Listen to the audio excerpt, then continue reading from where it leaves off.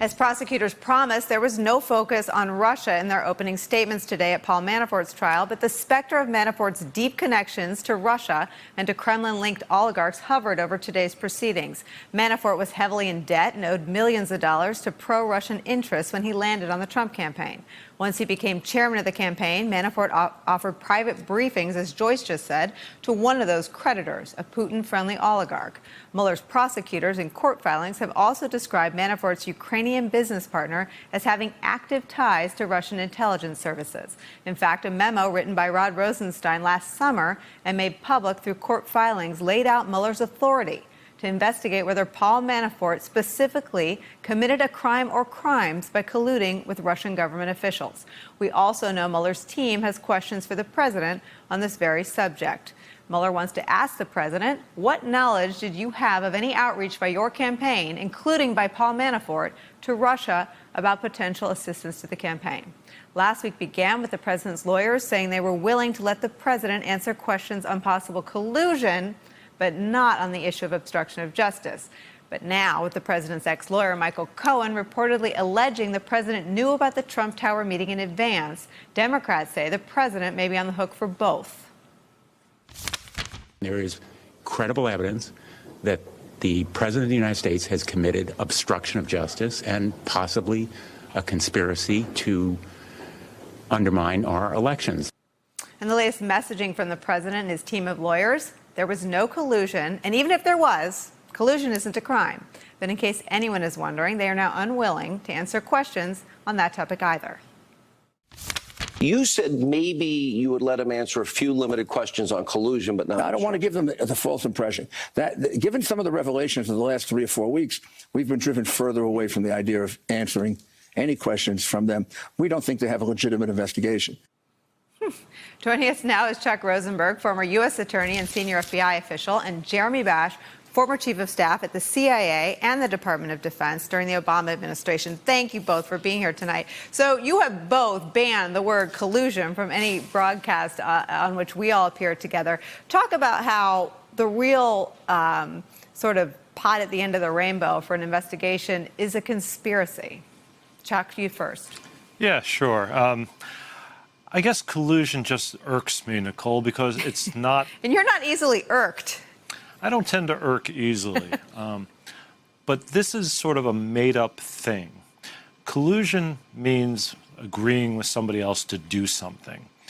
That's what a conspiracy is. They're synonyms, right? So the fact that collusion doesn't appear in the criminal code, as Mr. Giuliani asserts, is utter nonsense, because conspiracy does. And what the Mueller team is investigating is whether folks in the United States conspired with the Russians to interfere in our election. Call it what you want.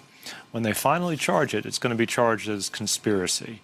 The notion that collusion isn't a crime is a complete red herring. It's to mislead people. It's for the court of public opinion, but it's not for a court of law. I just want to follow up with you, Chuck. You just said when they finally charge it. Are you seeing enough pieces come to light in just what is public-facing in this investigation that you believe there will be enough to charge someone with a conspiracy to coordinate or receive assistance from a hostile foreign power? Yeah, it's an educated guess. I hope it's a well-educated guess. I hope it's a well-educated guess, Nicole. But yes, I am.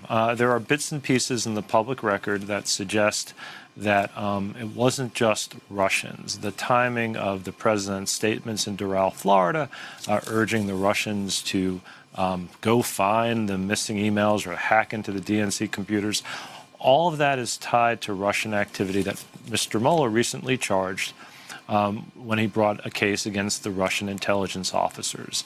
So I think there is enough. I think there are other calculations that are really important here, like, for instance, whether Mr. Mueller believes he has the authority to charge a sitting president. There's some debate on that point. The Department of Justice has weighed in on it in the past and has opined that you cannot. So there's some unanswered questions, but I think the pieces are there. Jeremy Bash, I have a well-attuned ear to everything Chuck Rosenberg says, and I have never heard him say that before. So I want to ask you the same question. Do you see enough public-facing evidence at this point to believe, make another educated guess for us, that there is enough evidence now to charge someone with conspiracy to coordinate with a hostile foreign power? Well, I don't think we know all the facts yet, and I think the Mueller investigation still has the ways to go to illuminate those facts. But if you want to understand the way Bob Mueller thinks about conspiracy, all you have to do is take your dog-eared and underlined copy of the July 13th indictment of 12 Russian intelligence officers on 11 counts, because in there, Bob Mueller and his team lay out with specificity exactly what conspiracy looks like. And if people want to research and use the Google machine at home to research it, it's 18 U.S.C. 371. It's a conspiracy to defraud the United States. And a couple of interesting things about that statute. First of all, it states that if two or more people agree to do something to commit an offense against the United States, and one of those people actually goes ahead and does it, then both people are guilty of conspiracy and shall not be imprisoned for more than 5 years. It's a Class E felony. And so the important part is that if there were people inside Trump Tower at the Trump Tower meeting or inside the Trump campaign or even Donald Trump himself who knew what the Russian government officers were doing, and if the Russian government officers went off and did it, even if they didn't come back and report it back to the Trump campaign, so the Trump campaign knew about it, then in effect, mere knowledge establishes a conspiracy. And there are other places in the Mueller indictment. If you look at paragraph 21D in here, it talks about how one of the GRU officers created a spear phishing email attack. Well, it's clear that all the other 11 defendants didn't know or didn't participate in that, yet they were all, under the indictment terms, conspirators and potentially guilty of the alleged offenses. And so I think you have to understand the way Bob Mueller and the special counsel's office is approaching the crime of conspiracy in order to analyze whether you think there will be a charge at the end of the day. Okay, I love when both of you take me to law school. Jeremy, I'm going to go from law school, though, to spy novels, because I heard you say to our friend earlier today, Preet Bharara, that there's a 96% chance that the reason Donald Trump has taken a pro-Putin position is because of money, because of long-standing financial ties between the Trump organization and people around the Russian government. I want to ask you about that and something else you said. You talked about one-on-one meetings. You talked about Donald Trump clearing the room, which is what we understand him to have done with Putin. We looked up one of the other people, and I think you made this reference too. He cleared the room when he asked Jim Comey to see to it to let the investigation into Mike Flynn go. How do those two hang together in your mind in terms of what a prosecutor or an investigator would be looking at right now? Well, when does Donald Trump actually want to have a private conversation? When does he want to say he's doing something sketchy? Right. When he wants to do something where he doesn't want other people to hear what he's doing. And I think one of the concerns that I have and many national security professionals have about the one-on-one with Putin, and by the way, we still don't even know if the translators were in there for the entire time or if the American translator was in there for the entire time. One of the problems with that is that there is no record of what was said, and I think even to this day, the Director of National Intelligence spoke publicly about this, and even Secretary Pompeo was questioned about this.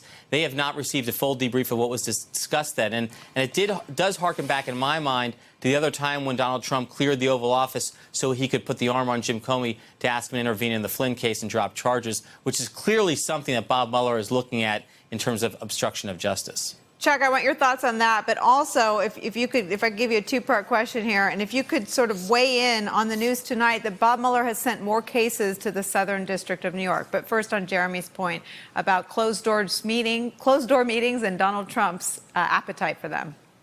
Right. So I think Jeremy's spot on. The reason you throw everybody out, the reason you want something, quote unquote, off the record, is you're going to do something underhanded.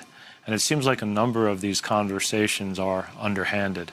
I want to echo one thing Jeremy said. He did a nice job explaining the law of conspiracy. He did that well. One thing I would add, it doesn't require that you succeed.